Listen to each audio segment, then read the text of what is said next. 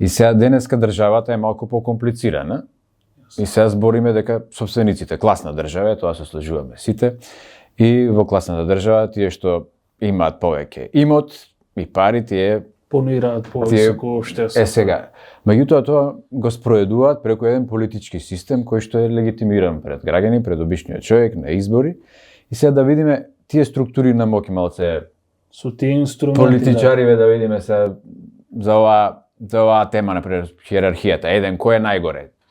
Например, моќна позиција е председател на Америка, сега го избра пак Трамп или кај нас премиер на влада. Сега тие во каква спрега се со собствениците на производство. Па, само би коментирал накратко, интересно ми беше ова што го наведе, со кои инструменти го протежираат тој капитал, да кажеме, системот, државниот апарат, се користат со полицискиот систем, со војската.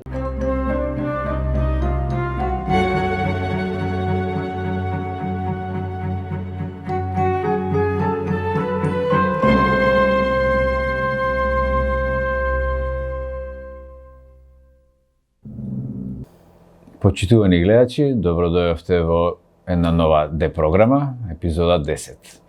Според лична карта, моето име е Александар Митров и тука сум заедно со Зоран Василевски. Здраво, Зоки. Здраво. И со Руфат Јашари. Здраво. И ќе продолжиме со разговори за општеството во кое живееме. Го депрограмираме капитализмот и човековото однесување во секојдневието. Денеска ќе почнеме со деконструкција на моќта, односно кои се изворите на моќта во овој општествен систем во кој што живееме и каде е главно концентрирана моќта, од горе надоле или од доле нагоре. Ќе почнеме со Зоки едно твое видување на оваа тема. Моќта е широк поим и со неја се среќаваме како во секојдневниот живот, така и низ епохите, ја мислам. Од кога постои државата, од кога постои општеството, има некоја си структура или центар на моќ што ги придвижува работите, но свесни сме низ историјата дека и самите маси, самите луѓе организирани по различни основи, исто така ги предизвикувале центрите на моќ, ги менувале со револуции, со реформи и слично. Но, како што, например, некои мислители, револуционери од 19 и 20 век заклучувале со право дека во суштина ништо не е сменето, во суштина дека и капитализмот стана еден вид технолошки напредно робство. Значи, ако претходно робовите биле во робски однос, сега работниците се во наемен однос. И јас лично, например, имав последниве 2 месеци искуство со моќта во здравствениот систем, например. Тука сватив дека и на најниски нивоа луѓето се принудени некогаш да се ориентираат поданички спрема моќта, за да ја добијат услугата што по закон, по устав им е загарантирана. Сега на широко ти фрлив тема, ама може например една работа што ја подспомна, као еден извор на моќ, го спомнеш во одреден општествен развиток, робството. Да. Као средство за експлоатација, така. Значи, средствата за производство секогаш биле извор на моќ или поседување на ресурси, така? И денес. Апсолутно. А се правдале, точно, се правдале дека се во рацете на одредена група врз основа на други идеологии. Например, фараонот, кралевите, тоа право да ги има средствата за производство и средствата за експлоатација и за дури и за казнување на другите, им било дадено нели од Бога. Подоцна со идеите на просветителството, испаѓа дека она што пак одредена мала група на луѓе, капиталисти, аристократија што ги има средствата за производство, сега па е маскирано преку тоа што тие се представници на нацијата, тие ја штитат од надворешните пријатели. Така да со право луѓето некогаш и се критични кон реформите што се преземаат затоа што гледаат дека моќ останува во исти раце. Така да, широка тема е, ама широка е затоа што во сите пори на живењето, на историјата е клучна точка зошто нештата се одвиваат онака како што се одвиваат, која има моќта. Фактички тој ни ја креира и судбината. И сега те прекинав, некоја инспирација продолжи со твое лично искуство во последниве месеци, сакаш да спомнеш? Од лично искуство очигледно не можеме да избегаме. Ја 2 месеци си имав работа со здравствениот систем во Македонија и сватив, иако многу работи што сваќаме ние си ги знаеме и од претходно, но често ни се потврдуваат дека кога е концентрирана моќта во мала група, што не е демократски избрана и што не е дури и нема надзор врз таа група, тоа може да е некој слој, например во случајот доктори, може да е на повисоко ниво во министерства, во други структури и слично, луѓето свесни дека ако ја предизвикаат моќта, дека може да се соочат со репресија или со некакви си негативни други последици, тешко се осмелуваат тоа да го направат. Сега ова малце избегав од прашањето, навлегов во делот како да се предизвика моќта. Па добро, тоа изгледа ти е фокусот секојдневниот. Ние сме активисти, главно и не можеш да избегаш од тоа што те следи цел живот. Така да во суштина она што е жалосно и со тоа би заклучил во овој дел е што на пример низ историјата стотици илјади милиони луѓе во суштина загинале за да подобрување на животните услови и слично, и нормално дека има напредок. Значи самото тоа што ние сега тука разговараме, значи дека не сме некаде да работиме во некои неподносливи услови, значи сме добиле некаква шанса за образование, јас сум добил шанса да се лечам лошо или добро на грб на државата, но кога ќе видиш колку жртви се дадени низ историјата, посебно во последните 2 века, е жалосно што повторно е моќта сконцентрирана во многу мал број на луѓе.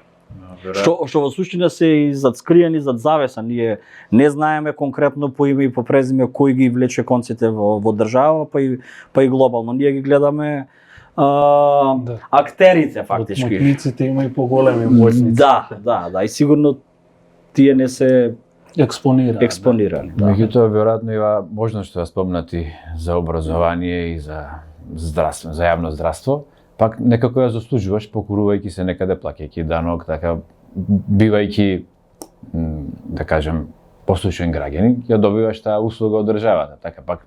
Тама тоа е некој општествен договор, давам и добивам, да. Значи има и добри работи. Не е све така црно. Добро. Освртот сосема исто би почнал, сосема исто би кажал, само би сумирал од сето тоа што го слушнав. Низ текот на историјата, да кажеме, општествената моќ некогаш во првобитните општества се сваќала како општествена моќ, односно моќ на човештвото врз природата, култивирање на природата. Додека со појавата на државата, односно државната моќ, како да сите тие добробити и продуктивности, продукти што се од општеството или од било која епоха, еве да кажеме од работничката класа, продуктите што ги создаваат работниците, како да се дистрибуираат само кон оние што се најмалку продуктивни, собствениците, газдите, безобразно богатите луѓе и така натаму, а на локално ниво во нашата држава, во рамки на наша држава, кога ви се осврнале, сметам дека како да се создаде една нова чудна стратификација која речиси да не постоела пред 90-та година, да кажеме, и се манифестира токму со ова што го наведе ти, протекција на одредени луѓе кои што се блиску до власт, кои што имаат одреден капитал или било каква функција да имаат во општеството, која што налага да бидат третирани така како што се третирани, додека обичниот човек не добива соодветен третман. Сега за да видиме кој е обичниот човек, некако да пробаме да дефинираме денес, како ги речеме обичниот човек. Спомнавме ресурси, односно средства за производство. Како ги имаат тие што ги освоиле, историски, ако речеме. Сега како ги бранат тие од мнозинството, од обичниот човек? Ги бранеле веројатно со оружје, со други средства, па ги произведувале тие средства, оружје како да го бранат тоа. Значи така се формира, да кажеме, војската. Да. И сега денеска државата е малку покомплицирана. И сега збориме дека собствениците, класна држава, тоа се сложуваме сите, и во класната држава тие што имаат повеќе имот и пари, тие понираат повисоко општество. Сега, меѓутоа тоа го спроведуваат преку еден политички систем кој што е легитимиран пред граѓани, пред обичниот човек на избори. И сега да видиме тие структури на моќ малце со тие инструменти. Политичариве да видиме сега за оваа тема, например, хиерархијата, еден кој е најгоре. Например, моќна позиција е председател на Америка, сега го избра пак Трамп, или кај нас премиер на влада. Сега тие во каква спрега се со собствениците на производство. Па, само би коментирал накратко, интересно ми беше ова што го наведе, со кои инструменти го протежираат тој капитал, да кажеме, системот, државниот апарат, се користат со полицискиот систем, со војската. Ја често пати знам да кажам дека полицијата и војската не се народни и дека не го штитат народот, туку го штитат сушност капиталот. Често пати знам така да кажам и верувам дека е така. Го имам осетено и на своја кожа што се вели и стојам на тоа мислење. Така, се ти Зоки као правник, знаеш дека за да користат полицијата и војската, добро што ја брани државата, како надворешен непријател и некојаш и прва внатрешен непријател, тоа некој ако се дигне на револуција ќе викнат војската да помогне. За кои се тие норми што денеска не прават нас да се осеќаме пак немоќни во однос на системот, дека правната држава ги штити и прво тие што се на власт, што ние сме ги избрале главно у демократија кај што живееме, и ги штити собствениците на средствата за производство, капиталистите да речеме ги штити. Меѓутоа па и во други земји, да кажеме во некои арапски земји кај што има малце по друг обичајно право, кај што има кралеви, и таму има правни норми што ги штитат и кралевите и Божје право ги штити и така натаму. Нешто на оваа тема да те инспирира да ни споделиш. Како да кажам, значи, правната држава, кога ќе се спомне, се добива впечаток дека е тоа некој концепт што има свој корени низ вековите. Не е точно. Идејата за правната држава се развива во капиталистичка Англија и капиталистичка Германија. Во смисла дека сега не е монархот единствен суверен што од Бога има природно знаење и свесност да суди право или криво, туку дека сега ќе створиме правила по кои ќе се... Затоа е владење на правото, не е владењето на кралот, пример. Или затоа е правна држава, не е држава во која правдата е оставена само на свештенството или слично. Сега, зависи во која позиција си или луѓето се во општеството и како гледа на правната држава. Например, кога се распаѓало Османлиското царство, Руфат може да потврди или да негира. Оние структури во општеството што живееле од ден за ден во смисла. Кога имале проблем, например, со разноразни банди, дојденци од други држави кај што се повлекувала Османлиската империја, оние барале правната држава што претходно сметале дека им е овозможено од страна на османлиските власти. Во смисла дека овие и овие права ги немале, значи свесни биле дека биле граѓани од втор ред спрема владеачката класа, но дајте барем заштитете не од грабежи, убиства, грабежи на каравани, силувања рандом на жени, убиства ради некоја си без везе кавга или слично.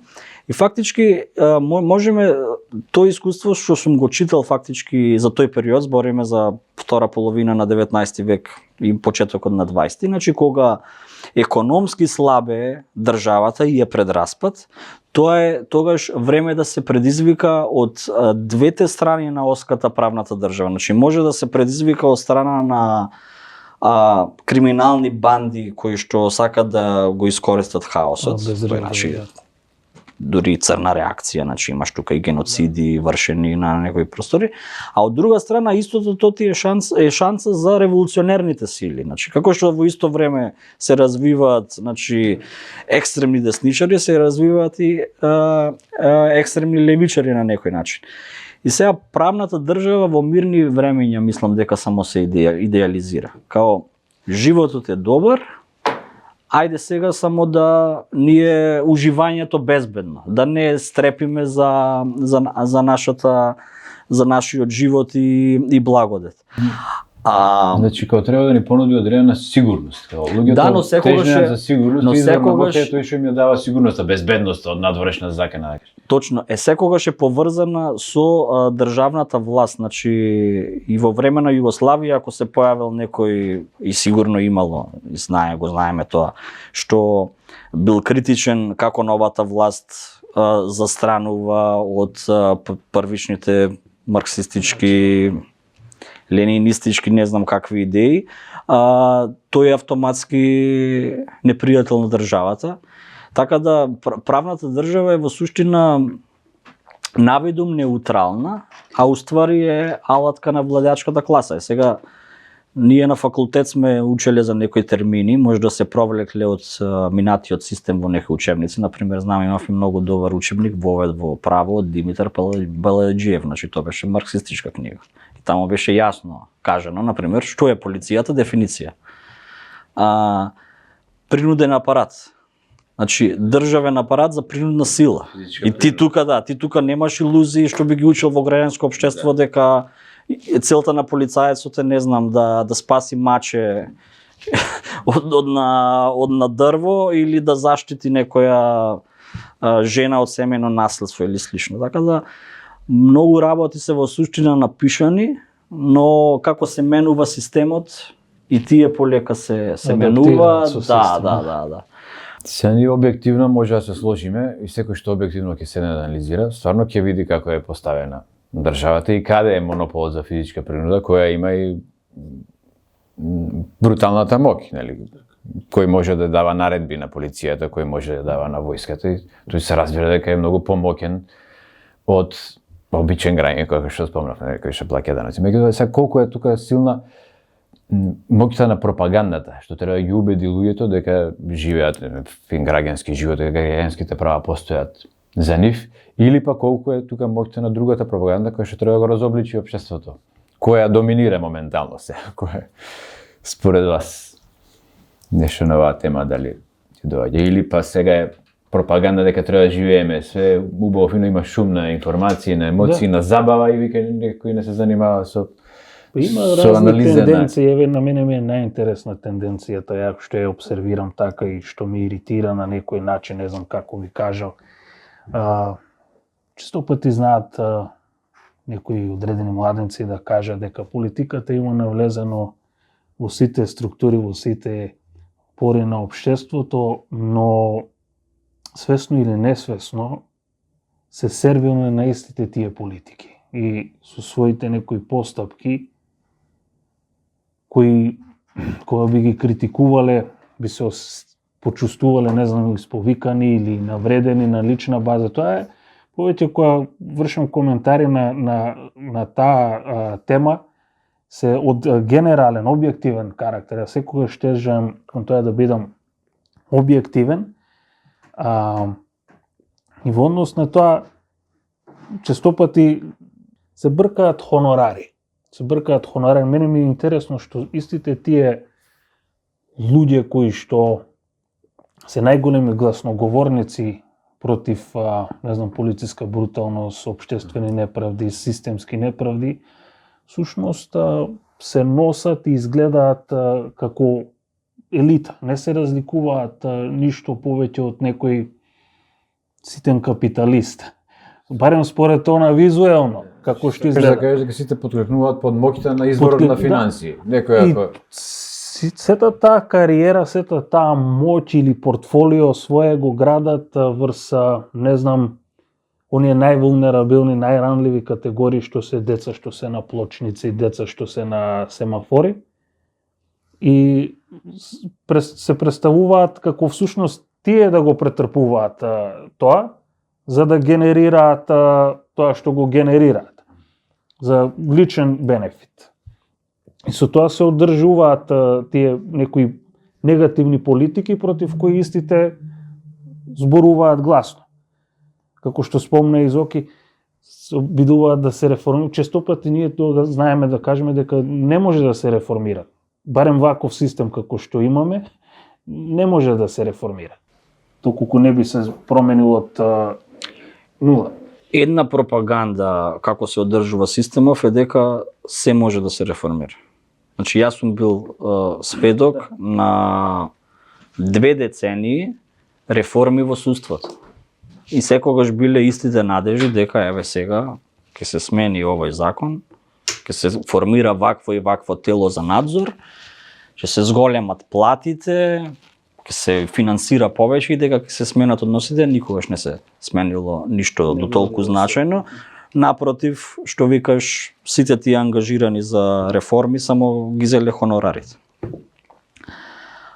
Жан-Жак Русо, мислам дека има кажано дека богатите сакаат мир за да уживаат во богатството. И фактички нормално дека нас ќе не трујат со пропаганда, да се убедиме дека ова е најубавиот можен, ова е најубавата можна епоха од човековото живење, дека ги имаме сите удобства, за да не им направиме проблеми на богатите, да можат да се уживат во богатството.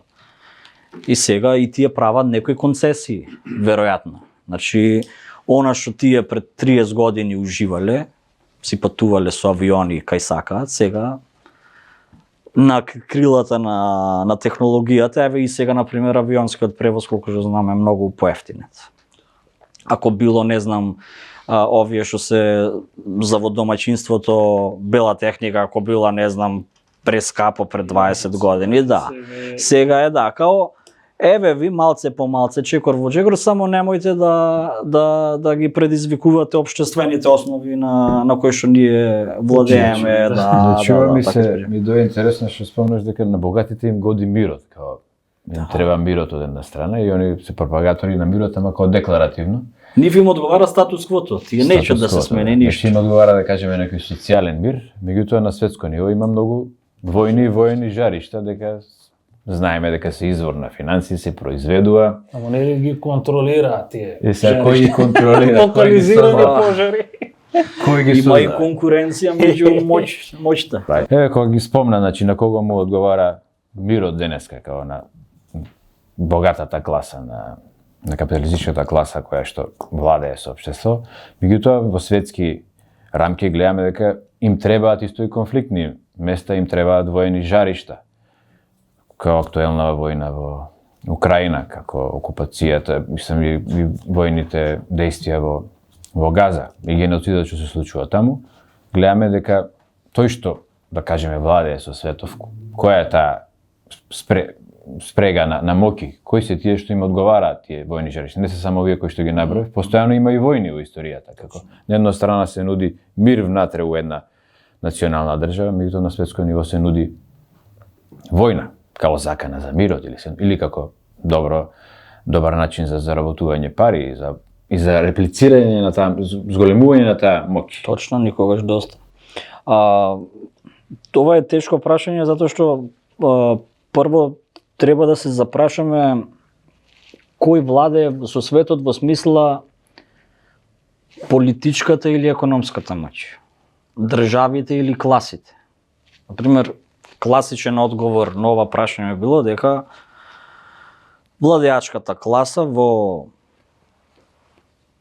најсилните држави, воено-економски, фактички си води прокси војни што ги викаат на периферни места, каде што има испитување на силите, ако е нешто битно знаат да водат војна и 10 години, а што не е нешто битно ќе се повлечат.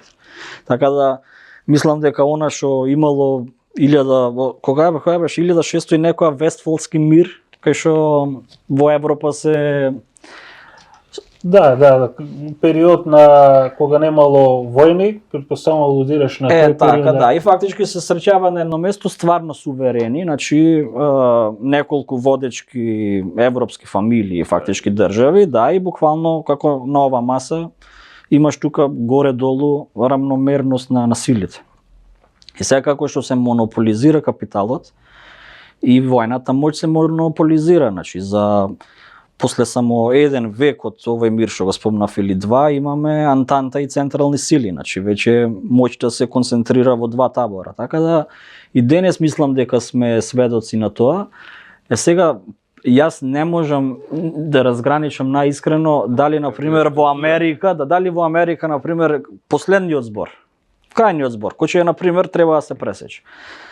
Дали го има некој конгломерат на милиардери, или сепак и тие се под некоја поголема, да речеме, капа, како да кажам, кај што е на пример Пентагон и воената моќ и таа што е, значи САД е држава со од 1767, значи 2,5 века трае, значи државата, значи не значи според мене дека Елон Маск сега на пример станал пред 20 години милиардер, дека тој би бил посилен од некои структури таму што се градени со децении, така да... Значи, спомна уште една битна полуга на структурата на моќта, тајни служби или служби што се поди нешто организира, што знаат, што не следат. Така да ја мислам дека се уште живееме во време на државите кои што го диктират темпото и исходите, значи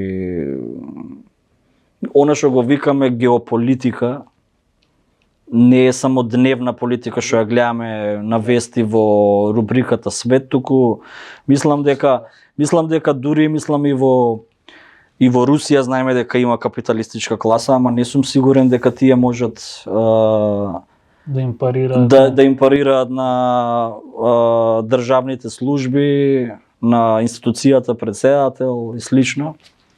Така да ако морам да бирам, иако ова не би звучело можда марксистички, ама ако бирам кој владее со светот, класата или државата, би рекол државите, кои што факт е дека на видни позиции се луѓе што ги имат фактички и економската моќ. И затоа мислам дека овој проблем со Кина и со и Кина и Тајван е проблем, да.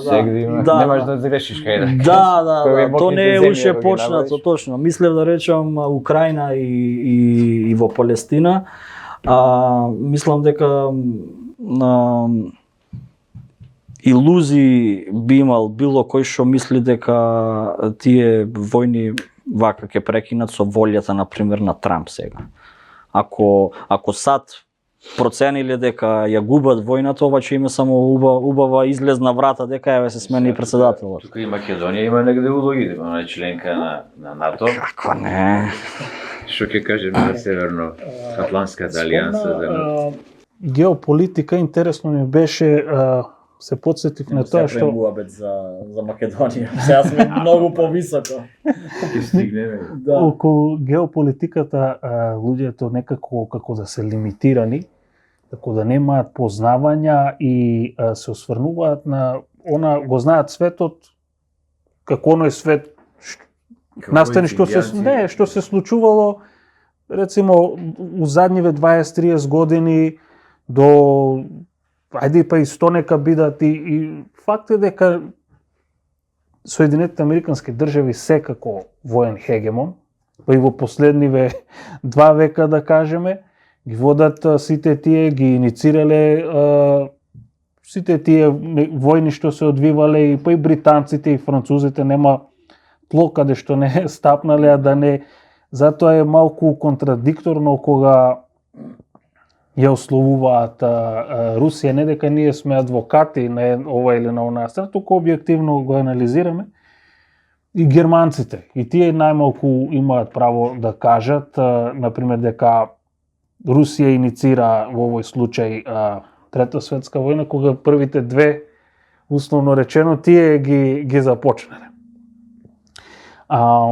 Си има историјат, например да кажеме од првите, како прва модерна војна, би ја навел руско-османлиската војна, што се одвива 1853 Кримска околу Крим. И тоа е жариште како да се влече, сега ставам акцент на Украина, пошто поактуелно е. Некој ја вика нулта. Да. Нулта војна. И тој интерес на Руската империја се провлекува. Советскиот сојуз, па еве Руската федерација, како честопати сме координирале ова прашање и Путин има намера, значи, да се врати на тие, и се врати, што се вели, на тие линии што биле зацртани тогаш, но како Западот да не научил ништо од тие одвивања. Познато е дека подоцна и дека Русија стигнала малтене буквално и до Берлин, што се вели. А таа не била прва која што излегла од своите граници да врши поход. Така што, да не излезам многу од темата, поентата ми е што НАТО во овој случај има прекршено многу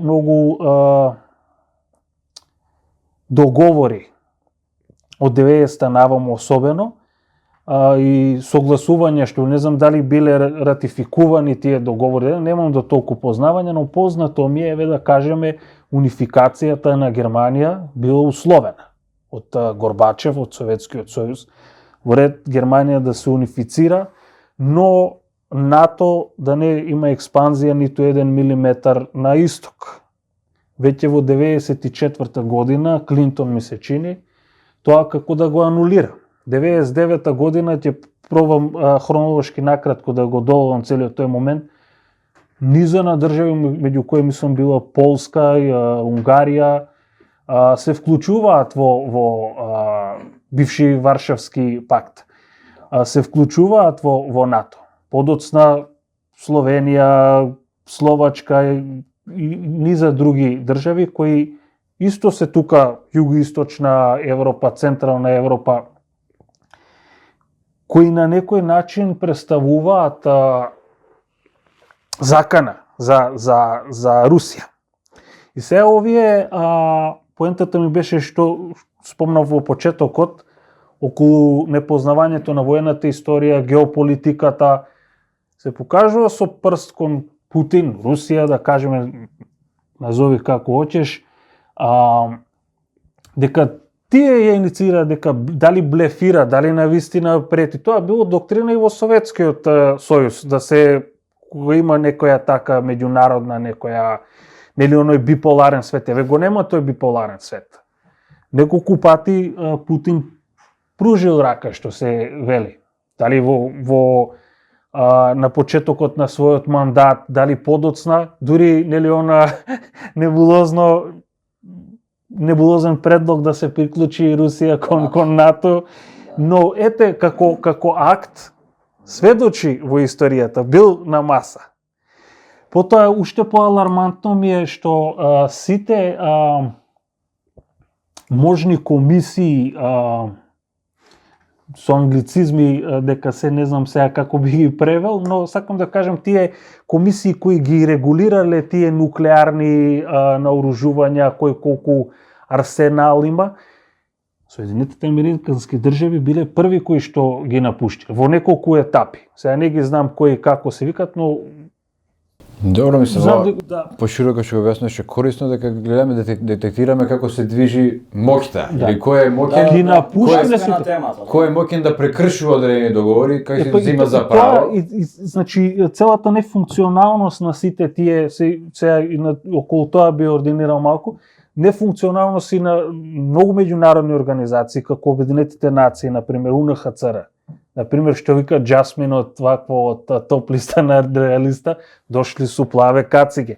Дошли су плави кациге, ама кога ќе се створи некој геноцид, значи не го превенираат, туку го санираат. Или доаѓаат само во смисла како посматрачи, како наблюдувачи. Многу има симптоми за да некои работи може да се превенира. Фактички моќта се маскира со некакви си демократски тела или со некакви мировни преговори, што на крај на едната страна и дава простор за маневар, кога ќе ја преземе следната акција. Да, воената индустрија од тоа секако профитира. Например, западниот свет, алудирам на Британија и на Соединетите американски држави, упорно го охрабрува Зеленски, нели, да одат "We got your back, but we don't have your front." Ама што е различно за мен, извини што те прекинав, е што на пример сега во изборите во Америка прашање во прекин на војната во Украина или не беше битно политичко прашање. Што верувам во некои поранешни епохи не било случај, на пример, да бидат придобиени американските гласачи на линијата на мир.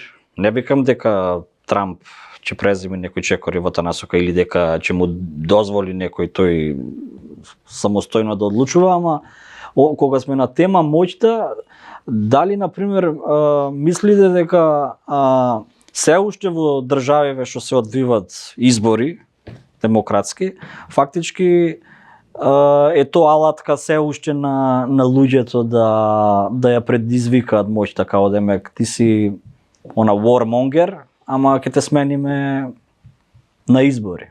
Тоа е исто вредно прашање за размислување, зашто другата опција за предизвикување на моќта е наоружување и пред да се преселиме на која моќ има, не знам, најнискава класа или работниците или народ што може да направи, да ја предизвика или да не ја слуша оваа моќ што се сервира одгоре, да е актуелно прашање за нас, за Македонија, за тука како се концентрира моќта или како е концентрирана, дали може кратко да одгатнеме низ едно прашање, например, кој све ја поддржа Радмила Шекеринска како заменик генерален секретар на НАТО. Нели околу тоа се отвори као дискусија тука, зашто ВМРО ја поддржува, демек јавно, зашто како имаше она од кој се плашиш тој те владе. Зашто сите политички фактори као и честита на Радмила Шекеринска, кои се тука сите спреги, например, кој кај нас има ќар од тоа или што НАТО представува за нас или не представува. Некој краток коментар да дадеме на оваа тема, дали може да видиме дека сите кога доаѓа до одредена моќна позиција или прецепирана како моќна, сите сакаат да им се придружат, да бидат нивни сојузници. Како видео игра, прво се тепаш со различни споредни актери, ама ако ќе дојдеш кај главното чудовиште, тука веќе ќе замолиш за бенефит прошка. Некој секако од организација како што представува типот калибарот на НАТО немаме, само дефицит имаме со тоа што Ама види сите горди беа, значи имаме некој бенефит.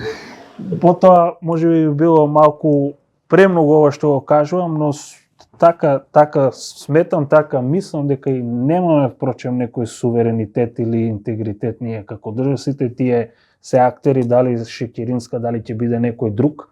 Сите тие се некои марионети во овој случај, затоа што еве претходно ја спомнавме и Украина. Кога во една Украина, еве да кажеме 30 пати поголема од Македонија, да кажеме, приближно може да се сменат власти и да се организира кој ќе биде премиер на една таква поголема држава, сметам дека многу полесно може да се контролира на Македонија. Во однос и на ова, тоа ми е како една врста на театар, што се случува. Значи, пак ако збориме за моќта, па на бројките на население, на моќна воена, Америка е силна воена сила и затоа ти може да детектираш дека председателот на Америка има моќ или структурите што држат дека има они по колку имаат, да кажеме, оружје, возила, авиони, така натаму. Ако ги само ги квантифицираме, они се моќни. Они се закана Тоа имаат, здравство нема. Колкав буџет имаат, они се моќни од аспект. Од друга страна сега Кина е некоја моќна, Русија до негде е сега. Значи игра им силата на бројките е одредена моќ. Сега кога е силата на бројките, најбројни се најсиромашните, така збориме, наједноставно кажано. Тоа се врти тој дискурс во светот дека 1% се богати и моќта е концентрирана. Ама тие се организирани. Значи моќта не е само у бројките, него и целата организација, у идеологијата, пропагандата. Да. И са кои се на крај извори, односно или фронтови на контрамок, која е моќта на работници на класата која е угнетена. Јас искрено Порано се викаше образованието е моќ, една въбровска ваква за слоган, пропаганда. Знаењето моќ, или кој е знаење? Вистинско знаење се провлекуваат. Значи во овие игри на моќ и презентирање на моќ на светско ниво играат улога и бројките. Колку жители има на едно место, колку потенцијал за војска, од друга страна колку воена индустрија и воена моќ и воени средства има одредена страна, тие играат улога во геополитиката во светот. Меѓутоа, во таа асиметрија на моќ, некогаш средство на потиснатите беше тероризмот. Многу, да кажем, и десницата во Македонија се гордее со некои терористи на времето, а денеска сите центри на моќ зборат против тероризмот и се борат против тероризмот и Македонија таа борба против светскиот тероризам беше. Сега ако можеш неколку околу овие теми, колку бројката игра улога, колку има она потенцијална моќ, а колку може да се користи. Никогаш квантитетот воопшто не е битен. Например, да кажеме, еве би направил неколку паралели, користејќи неколку примери, еве во однос на тој броен со однос. Например, во еден Вуковар, размерот помеѓу воените сили бил рецимо 1800 према 37.000 резервисти, регуларна JNA и 2-3 месеци ги држеле во обрач, што се вика, и обрачот не го попуштале хрватите, што се вели. Сега исто тоа може да се просведочи и во Украина, например. Во Украина имам приметено дека се користат дури и некои неконвенционални средства. Што спомнавме, можеби некои средства што ги користиле за терористички акти, сега ги користат официјални државни војски, што се вика со инсигни, без разлика дали се парамилитарни или не. Така што со некоја најобична, најевтина направа добива и нов карактер војната всушност. Со користењето на дронови и слично, да се пластично речено да се приклучи одреден газ, например, да се монтира на дрон и да се детектира дека се распоредени одредени воени структури и техника на одредено подрачје, се пушта со дрон и со пластично кажано со $1000, например, вредна техника може да уништиш $1.000.000 техника од опонентот. Но тука и се повторува повторно она прашање колку им одговара тоа на оние светски моќни центри што се, односно воената индустрија повторно профитира од тоа. Со самата деструкција на таа техника се појавува потреба да се произведе нова. И сега не знам дали има некој ефект доколку би дошло до ескалација. Цело време се збори дека може да ескалира конфликтот, некои велат дека нема да ескалира. Еве сега се збори за некоја дисперзија на војници околу белоруската граница, односно пољаците да постават своји војници таму.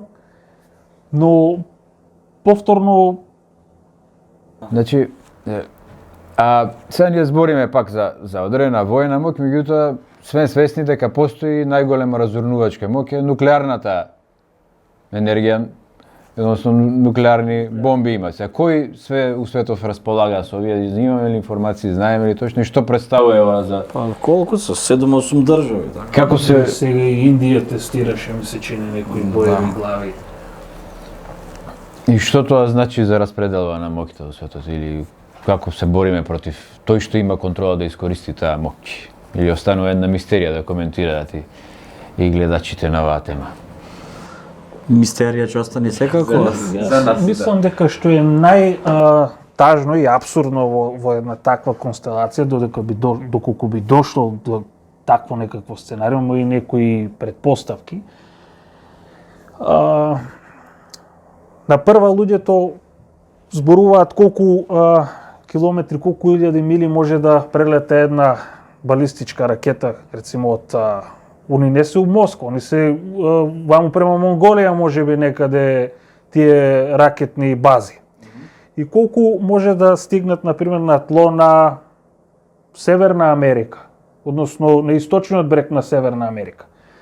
Но да кажеме доколку Северна Америка, односно Соединените Американски држави, исфрлат проектил кон Русија, можеби тоа ќе биде од Атлантскиот океан.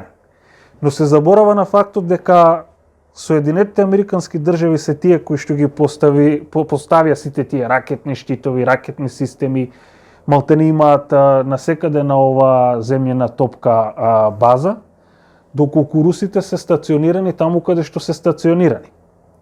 И можеби попаметно ќе беше тие држави од Балтикот, Полска, што ги спомнав, што се приклучија, да не се приклучат. Затоа што и самата Украина беше за некоја неутралност.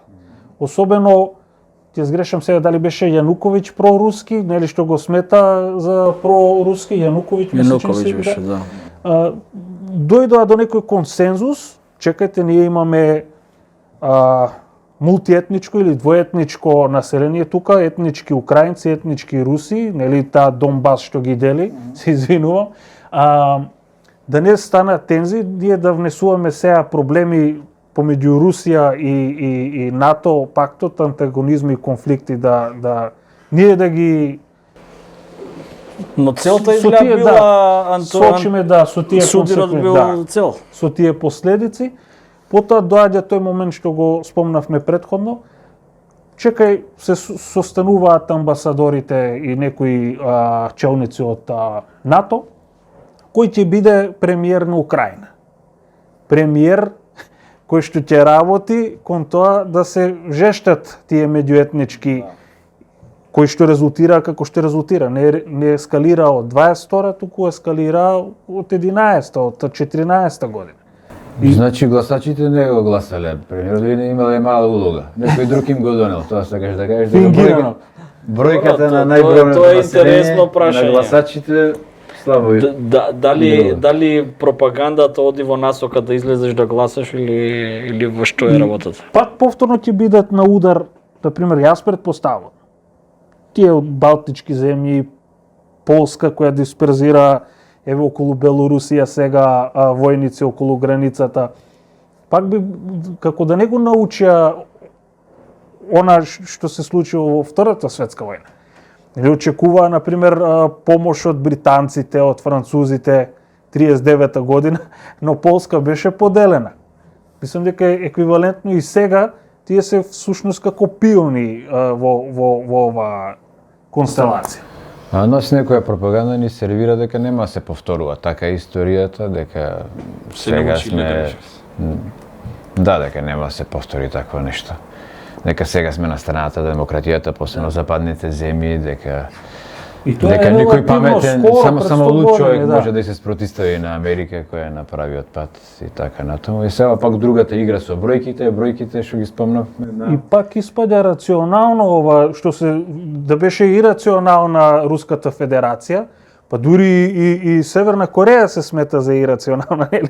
Но досега и таму, например, ти нон-стоп збориш дека тие прават нуклеарни тестирања, а од оваа страна, околу пропагандата, не се зборува многу околу тоа дека во Јужна Кореја се прават постојано вежби за евентуално напаѓање на Северна Кореја со нуклеарно оружје. Од Јужна кон Северна. За тоа не се зборува. Не е прв пат на обвини го другиот за она што ти го правиш. Значи, оди светот кон некој судир очигледно. Сега мене постојано една работа не ми била јасна.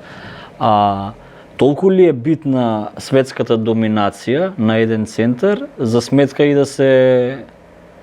изгуби смислата на таа доминација ако се уништи светот. Така да во таа насока јас на пример со нуклеарното оружје не ја гледам логиката на фрлање се на една карта. Значи тој што се брани нормално дека фрла се на една карта зашто се наоѓа пред уништување, ама тој што напаѓа како така од бенефициите се откажува до сегашни со тоа што оди на се или ништо. Ние сме виделе има континуитет. низ историјата такви војсководци што Били импулси. Да. И ако на пример успееле, ќе го владееле светот, ако пак изгубеле, го губеле и животот. Ама тогаш немало нуклеарно оружје за... Сега тој страф од сеопшто уништување, веројатно пак некој го користи за да пласира своја моќ. Стравот од сеопшто уништување постои и кај религиите, и кај тие што практикуваат, нели, идеологија дека треба да се живее по одреден начин за да се постигне вечно царство и така, значи, ај самата идеологија на војните и така натаму. Сега, кај е тука силата на мнозинството од населението или која е моќта или што може работничката класа, угнетената класа да направи за да освести својата моќ на бројките или дали постои таа моќ на бројките во денешната констелација на светското општество? Јас, ако се вратиме на историјата, може да заклучиме дека за првата светска војна да заврши, мнозинството, работниците беа заслужни. Значи, тие во еден момент одлучија да не се борат веќе во империалистичката војна. То почна од царска Русија, а знаеме дека, например, сега што беше на 11 ноември, денот на примирието, фактички во Берлин започнува да се случува нивната револуција, кај што едноставно им е доста од кралот.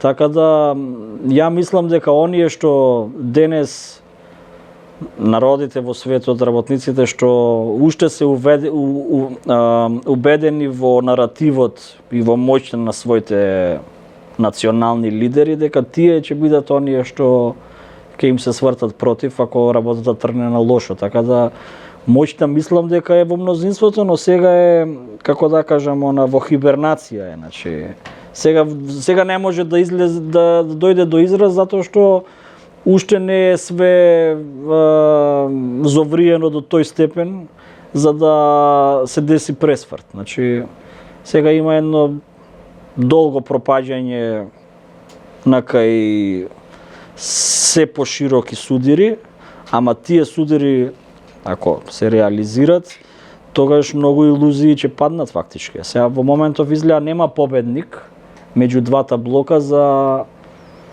да почне работничката класа во едниот блок да се бунтува.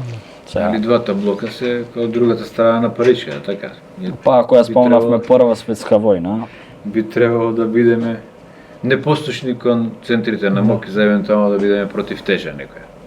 Да не идат луѓе во војска, да не работат во полиција.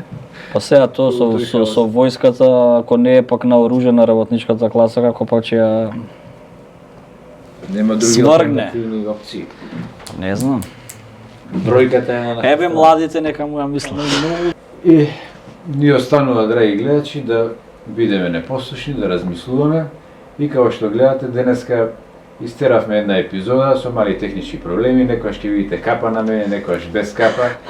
Имавме проблеми и тоа не ни сметаше да истераме еден разговор и да завршиме една емисија. Се гледаме на наредната емисија.